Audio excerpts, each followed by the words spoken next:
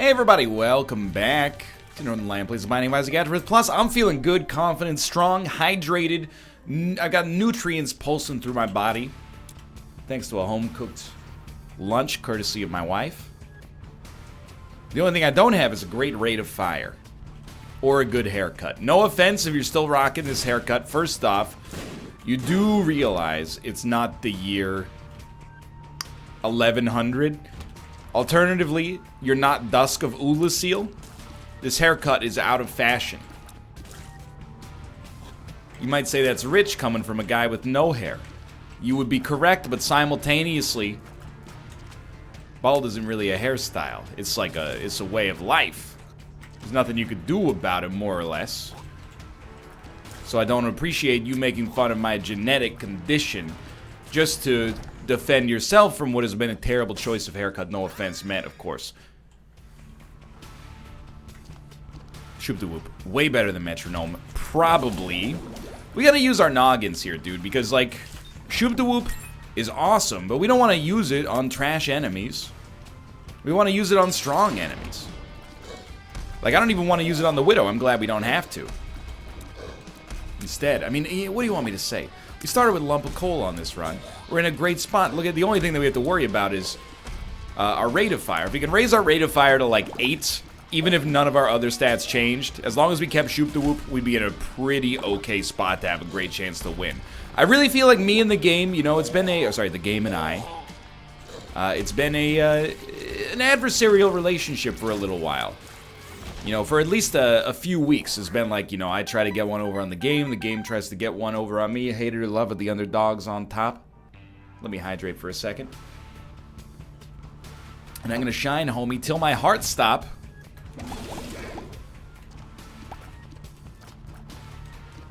Now I feel like the game and I are working together. It's given me puzzles instead of problems, or maybe I'm getting problems and choosing to see them as puzzles instead of problems. You know, I don't respect the song Hate It or Love It, even though I think it's one of the best songs of 2004, 50 Cent featuring the game. Just because I think in rap, you know, you have to have bravado. I understand that. But I don't like when the game says, hate it or love it, the underdog's on top, and I'm gonna shine, homie, till my heart stop. I feel like if you were a really, you know, braggadocious rapper, it shouldn't be restricted to this mortal coil, you know? I don't think it should be like when you die, that's when the swag stops. I think you should be like, and then after I die, I'm gonna come back and haunt you, and, you know, Death Row Records is gonna make 7 figures. I want a rapper who is as confident that they'll succeed in the afterlife as they are that they've had success in this life. That's what I'm looking for. It's like the same way you describe, like, buying a house. I want a rapper with a short skirt and a long jacket. I don't understand what he means when he says that, but I don't want to go into the song. Because, like, we do the song bit a little bit too much, if I'm being honest. And most of the time, it is a genuine concern of mine. You know, like a lot of song lyrics, I really feel like don't make sense, or at the very least, warrant some kind of extra clarification. Like, what do they mean when they say, she's my cherry pie? That just sounds disgusting. Tastes so good, make a grown man cry. What are you talking about? The only thing that tastes so anything and makes a grown man cry is a boot jalokia pepper.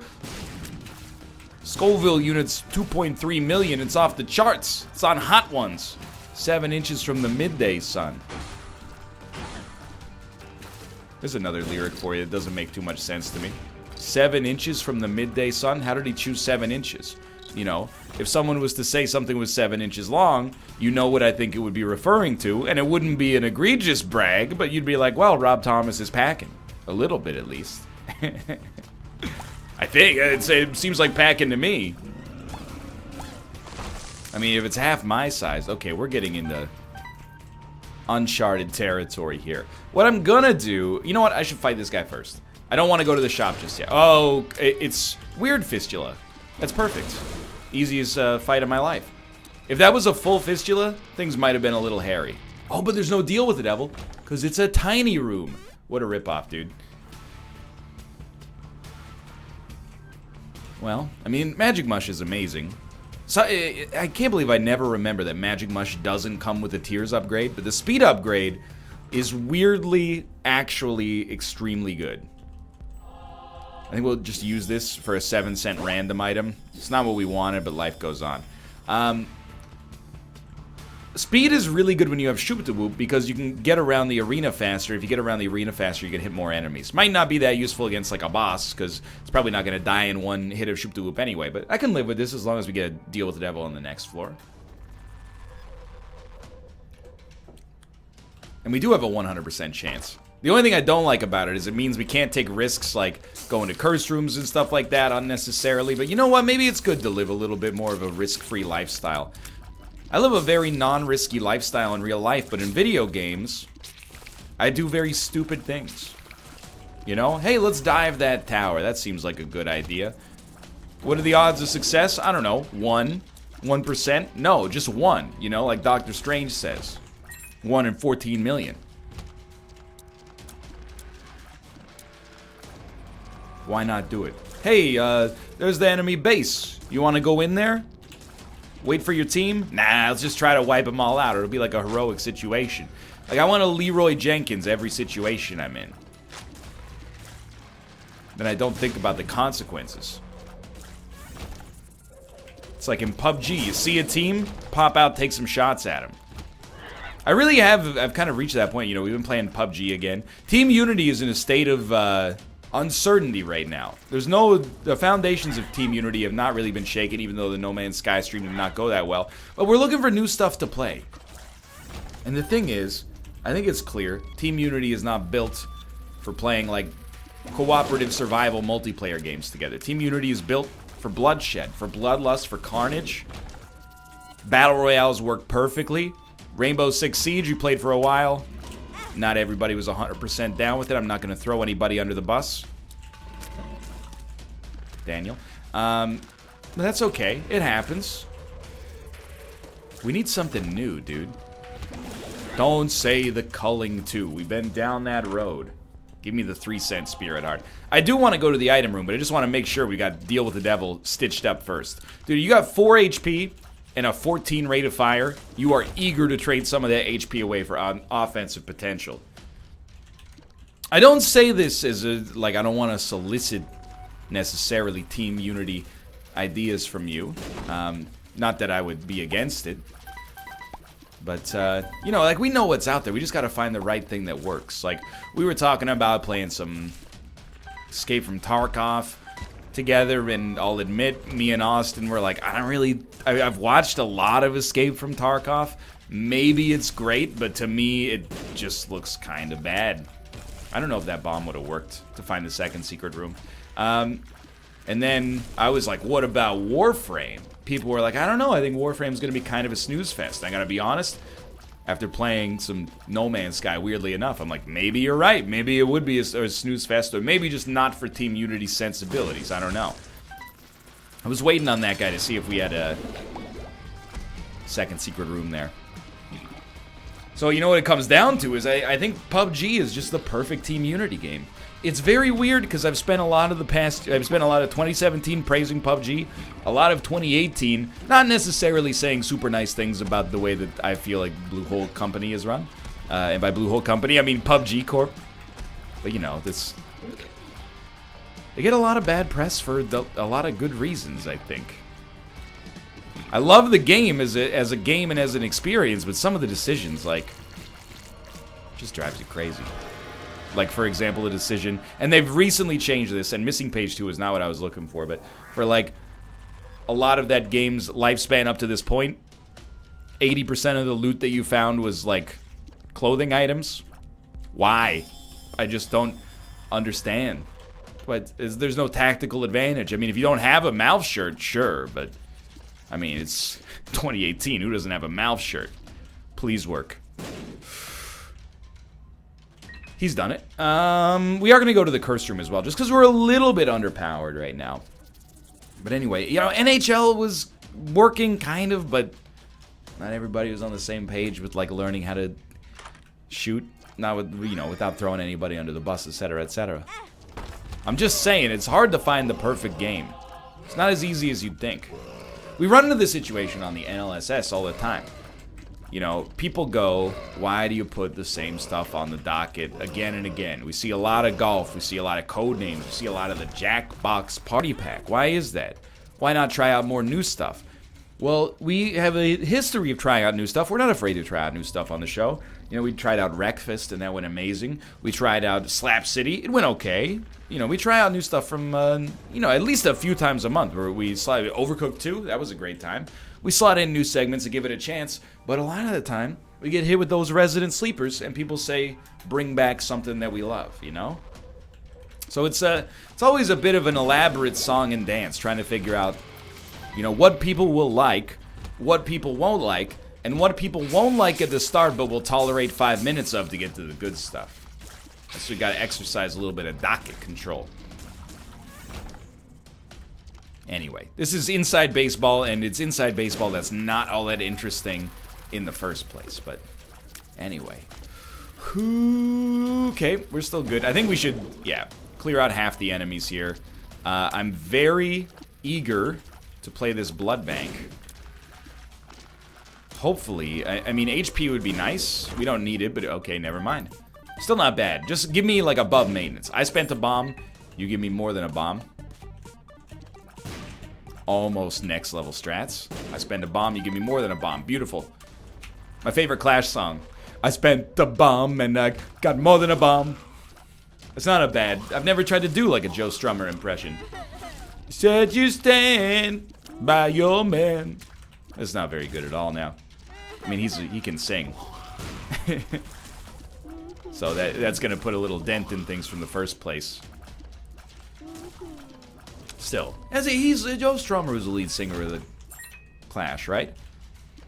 It took me a long time to learn that, because, you know, before I listened to the Clash, I knew the name Joe Strummer, because shows up time to time. You know, you'll have, like, Maroon 5 will get on stage, and they'll be like, I was really inspired by Joe Strummer. And then when you hear the Clash, you're like, really? It doesn't seem like Adam Levine sort of thing. But anyway, you know, it's like Vanilla Ice being like, yeah, Cool G Rap was a big influence for me. Cool G Rap is a old school rapper who basically rapped about, you know, slicing people's heads off.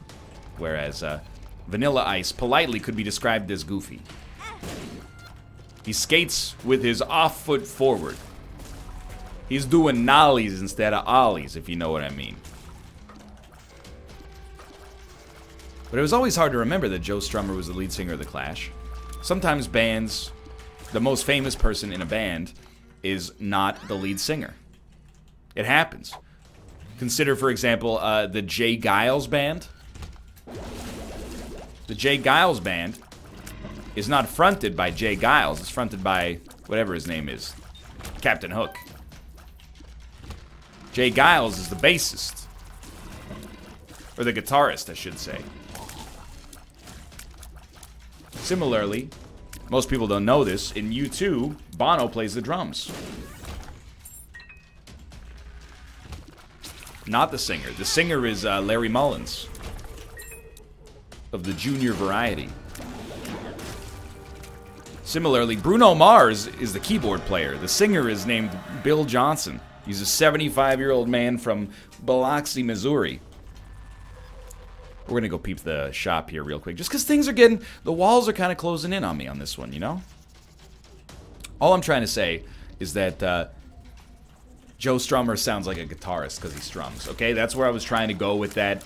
I was trying to build a bit. It didn't really come together. Humor's misfiring a little bit. That's okay. That's what happens when you're on the last Isaac of the day, on a day where you recorded a lot of Isaac. You either enter a fever dream, or you're like, I've talked about everything there is to talk about. Nothing has happened in my life over the past, 4 hours. I ate a good lunch, again, provided to me by my lovely wife. That's about it. It's an easy day at the office, dude. There's no round table for a month. So my Fridays have become much simpler. I don't know what to do with my time. It's always dangerous to have free time when you're in this business. Or at least, you know, when you have my disposition. Like, I have to preface by saying, this should not be seen as bragging. I'm excited. Oh my god. This should not be seen as bragging in the least. Sincerely, it's a great personal flaw. It's very hard for me to take time off, and I have to explain this to my wife. She's like, you know, you're at a good point in your life. Why is it so hard for you to take time off? And I'm like, well, because if I take a day off, people might forget that I exist. Which doesn't really make a lot of sense, but I think it's still that, like, deep-seated fear that a lot of Twitch streamers, YouTubers have, that if you just disappear for, like, a week or even a day, people are going to be like, I didn't go to your channel for a day, and then I've broken the habit, and now I'm free. I've broken the spell. I've realized that you're not that entertaining, and I can spend time doing something else. You know, I don't want you to ever get over the delusion that I'm an entertaining person. That was the loudest Windows alert I've ever had in my entire life. So I don't have Roundtable on Fridays anymore. So in my head, I'm like, I should stream, but I know if I stream during the time where I normally have Roundtable, when Roundtable comes back, I'm going to be like, I still have to stream. I'm just going to have to move it around to a different time. And I just, you know, it's a lot easier to add things than it is to take them away. So free time is very dangerous. Idle hands are the Edmund's playthings. That's what I've always said. Now, don't take that out of context. I'm not trying to refer to Edmund as the devil. I'm just saying his game is a devil of a good time. Sucks up a lot of my, my leisurely hours. Or my work time hours, depending on your perspective. Anyway. Yeah, in case you weren't aware, I mean, some people watching this are going, oh, I didn't know Roundtable was, you know, on hiatus for a month. And another slightly, hopefully smaller subset of people are like, what's Roundtable? No big deal, you know? It's just a podcast I've done with some friends and colleagues of mine for the last 3 or 4 years. No big deal. That you didn't know it exists, though, and dedicating 2 hours every Friday since 2016 to bring you the hottest takes in gaming news. You know why we gotta take a month off from Roundtable now and then, dude? It's like it just becomes so exhausting to talk about news in the gaming industry. I won't speak for any of my colleagues. I wasn't the one who initiated it. It was like, hey, should we take a month off? That wasn't me. This time, at least. But just becomes exhausting to talk about games, dude. It's the same news stories over and over, just different companies, you know? Oh, microtransactions. Oh, microtransactions. Oh, DLC. Oh, loot boxes, you know? It just, the cycle, it gets you down. How many different ways can you be like, you know, this happened, this happened, this happened? So you take a month off to, you know, an absence makes the fart grow louder, and then you come back and you go, okay, now I can talk about it without feeling like I'm recycling it over and over. We should, dude, honestly, probably should have just used a power pill. That's where we're at in this run, by the way, is that I'm worried that I'm using my items slightly inefficiently. No, this is the second time that's happened in 2 runs. Fat-fingered my Q key. You ever have that happen? When you fat-finger the Q key? Sounds like when you prepare a cucumber in an English style. Not because English people have fat fingers, it just sounds like a unique culinary preparatory exercise. Unique to the Emerald Isle, which is not England, but anyway, you get the idea. Sister Vis. Sister Vis, you are the depths one boss. I would like you to give me tears up today. S'il vous plaît. Thank you. That's not what s'il vous plaît means, but still. Dude, okay, this is, now we're rolling. What's your price for flight, dude? Look at that. The mark, a theme, not that good, but decent. And we get to keep shoop the whoop. Rate of fire damage, much, much better. Moving on. Dude, feeling like we're gonna get the Dirty Baker's dozen here. Ooh, what is that on the ground? That's a piece of kimchi. Yeah, that's right. I eat fermented cabbage because I'm worldly. That's what I had for lunch, dude. Korean dish by the name of kimchi jun. It's a fried kimchi pancake. Made with wheat flour, garlic powder, and polonium. I don't know, I was just trying to think of a weird ingredient to make it more interesting. I told this story on the NLSS, but we've been having, and again, like I'm getting to the point where the service is so good, I don't want to talk about it because I think that maybe they're running everything on the up and up, and I'm a jerk for assuming that it's like an unincorporated business, you know, committing tax fraud. But we got these Korean meals that we get delivered every week, and it just shows up as like a lady in a car. And it's just like, here's your bagged up meals that you ordered. And we hand her a check, and then she says, see you next week. And it's awesome, because we get all these wonderful home-cooked Korean meals. But it does feel like you're doing something illegal when you do it. I guess it's not really my business whether or not she does pay tax on it. Except, you know, if she's not paying tax on it, I'd like maybe like a 30% discount, because I know what her margins are then. Make my life a little bit easier. Either way, it's a great service at a good price, so I'm cool with it. But every week, you know, the Korean cuisine is famous. It's also famous. I'm not sure if you've heard that word. It's go get a dictionary. You know, I'm not going to explain it to you. It's a very cromulent word, perfectly cromulent for this situation. But anyway, you know, Korean food is very famous for having a lot of side dishes. So, you know, if you go out to eat at a Korean restaurant, they're almost always going to have kimchi. And then like a couple of other side dishes attached to it or alongside it, like, you know, maybe like a cold steamed potato and soy sauce, which might sound a little unusual, but is actually delicious. Or like, you know, marinated bean sprouts or something like that. Lots of stuff like that. So this service that we get gives us side dishes as well. And it's really nice to have a variety of food.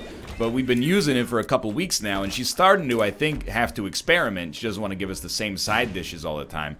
So this time, we had one, and it was just a cut-up sausage and broccoli mixed together and marinated. And I was like, Kate, what's this? And she's like, well, it's a, you know, you got eyes.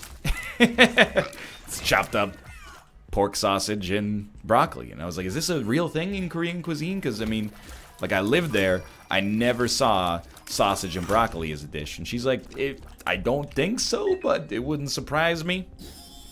You know, you got to admire her commitment to providing some variety for her customers.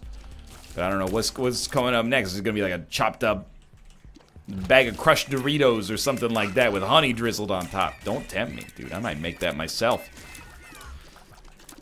I can't remember if we saw our item room on this floor yet. We probably would be wise, especially because we've already missed Boss Rush, to make an effort to look for it. We already did see it. What was it? Well, it was Leech. Oh, okay. Yeah, my brain is broken.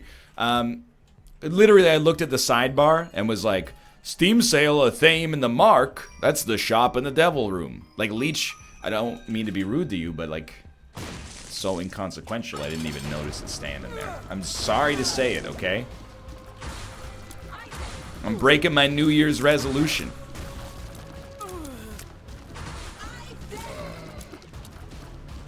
Trying to be nicer.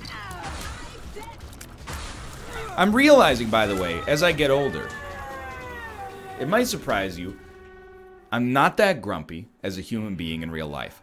But I am getting grumpier, and it's a trait that I don't like to notice in myself. Oh my god. Did you hear that? It was a grapefruit your man sound. I've figured out, there it is again. You know, when I was younger, you talk to older people, they're grumpy. I just wanted to hear the sound. You're always like, why is this person so grumpy? I don't understand it.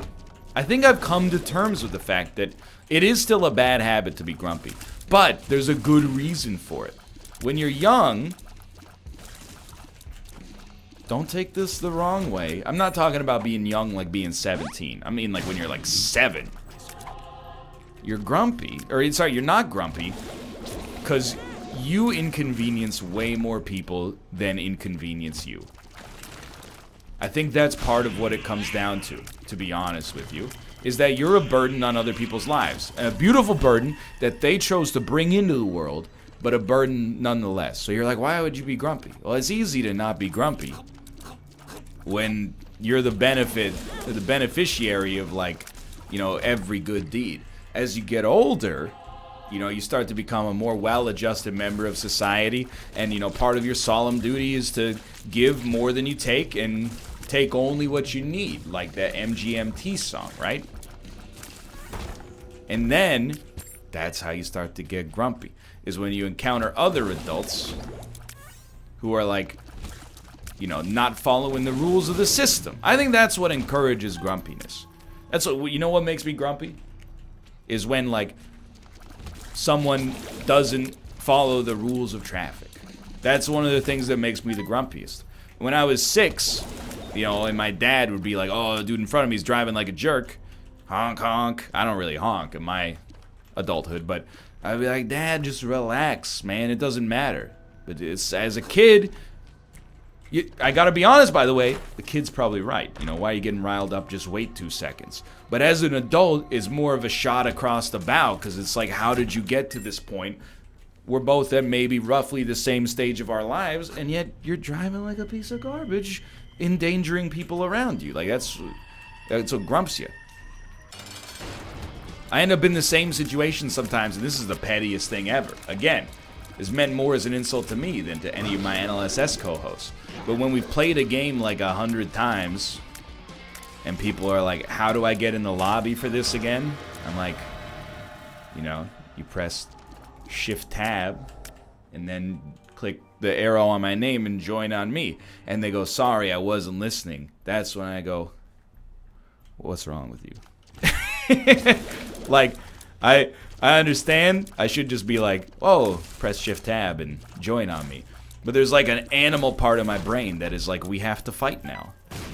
Because it's not really a sign of disrespect. It's more, it would be like a very confused fight, where I would be like, we don't have to do this, but your actions have made it, you have forced it into existence. Which is not fair, again. But I'm just saying, as I get older, I start to understand the grump a little bit more than I used to. You know, when I was younger, I used to be very easygoing. You know, we're stuck in a traffic jam for 2 hours because the idiot in front of us, you know, I don't know, didn't put gas in their car, ran out of gas on the highway, and we asked them about it, and they were like, yeah, I don't know, I just thought maybe you could drive longer on empty than that. I would be like, dude, that's hilarious. What's your name? Now I would be like, are you out of your mind? We live in a society, etc., etc., etc. I gotta try this. I gotta try it. Okay, you know, you learn something new, not every day in Isaac. You learn something new, maybe like once every 6 or 7 days in Isaac at this point. And we forget something new about once a week, so we're really adding information at an incredibly slow pace, and some of it's disappearing as well. But it's hard to curtail the grump. I've been trying. Well, I don't have a technique for it. I've more been just saying that I'm kind of trying, but... Is this a... It is a tinted rock. Excuse me. It is a bad habit. Anger is like one of the most selfish emotions. Because, like, it doesn't necessarily make you feel good, but it makes somebody else feel, like, really bad. Like, there are very few feelings in the world that are worse than somebody else being genuinely angry at you, especially if it's a friend or a loved one. That's, like... I would rather get, like, a toenail pulled out than have, like, my dad be like, I'm mad at you. Especially as a grown adult myself. To think of, like, one of my parents being like, I'm furious with you, is like, I would rather go in for, like, surgery with no anesthesia. Well, maybe. It depends on the surgery, but that's why it's selfish. If we can keep that anger inside, it's better. But I'm genuinely not an angry person. I think if somebody hit my car, I would be mad if they hit it for, like, well, probably no matter why they hit it, even if there was a justifiable reason. I'm probably gonna be like, yo, don't do that. But even just thinking about that annoys me less than thinking about like being cut off in traffic. I think I have a high anger ceiling and a low anger floor. I get grumpy pretty easily. I get angry, genuinely, viscerally angry like never. I can't even think of the last time I was deliberately at that point. Not deliberately, but genuinely at that point. Anyway. Been talking about anger for a long time. I feel my blood pressure rising. Let's get the heck out of here. 27 minutes. Another easy run. I mean, this one is kind of... it all came together... Well, I mean, if you look on the right side, pretty much when we got Blood Clot, I think, we started to ball off the chain. Shoop the Whoop was a huge get as well, but this was definitely not a difficult run. It's also not quite over. But, you know, we got Black Rune potential here. All I can say about today's Isaacs, this is the 5th or 6th one I've recorded today, and they've been pretty much lights out. The most dangerous one was the one where he picked up Mom's Knife, got down to half a heart, which for you, you're like, oh my god, that was 3 days ago. For me, it was for me, it was, you know, 3 hours ago. No big deal. But you never know, you know, a couple double cage rooms or something like that, double adversary gets up in your face. Shouldn't act like it's a guaranteed win. Huge. You gotta think about the Halo. Because we lose invincibility. But I'm gonna say it's probably worth it for a fire rate increase. Damage is mostly irrelevant. Well, Black Rune the other two. It's another very, very nice damage increase. All I ask, red hearts. Like, our DPS is just fine. This is Mega Fatty. The fact that Mega Fatty is dying slowly is not relevant to our concerns. Mega Fatty is very tanky.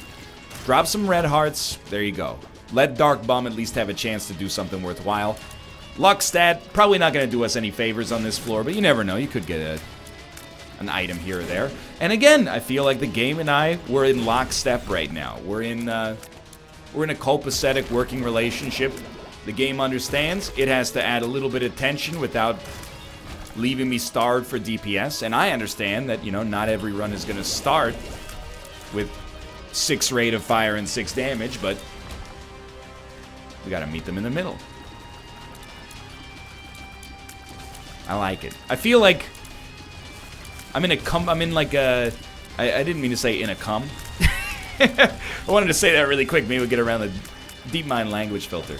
No, I feel like I'm in a comfortable relationship with Isaac right now. We had our feeling out period, and now we're like, not like instigating ripping farts in front of one another, but if somebody really, really has to fart, they're not like, I'm gonna go out on the balcony and do it. They just kind of let it out, and then we both laugh about it and go, ooh, gross, and then it's, you know, that's an important milestone, to be able to flatulate in front of your spouse. Not because, you know, you want to gross them out, but because it's about human comfort, you know? I thought you were on my side there. Not in the flatulence debate. But we could use a bomb. And the bomb one, my favorite Joe Strummer song. Just pop paralysis, get it out of here. I mean, it's just another 30 seconds of talking. Okay, pop up, please. Thank you. Look at that. Look at that. Dream come true. 9 volt? I don't know why.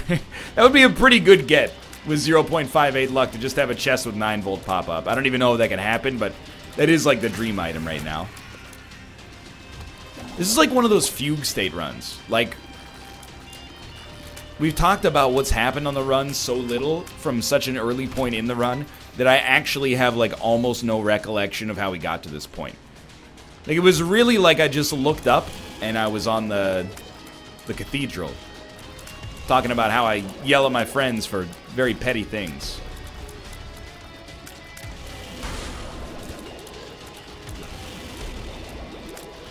Stop. You know what? That's what you get. Pharmaceutically assisted homicide.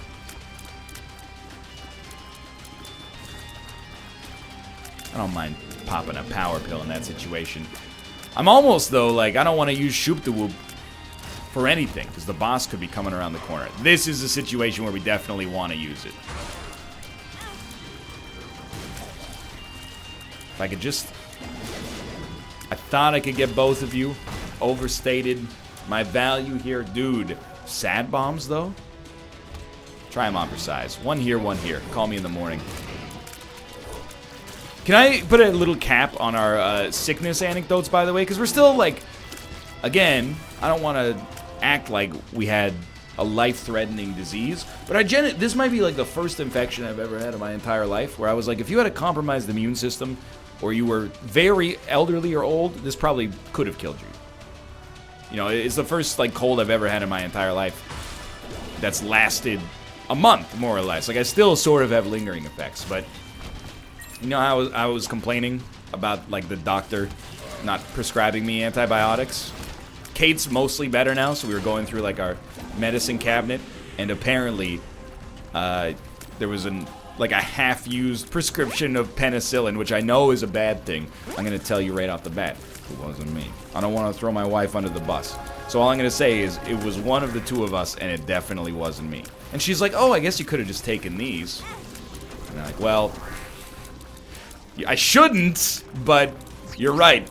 I probably would have if I knew that they were in there, because I was desperate for some kind of relief. But anyway.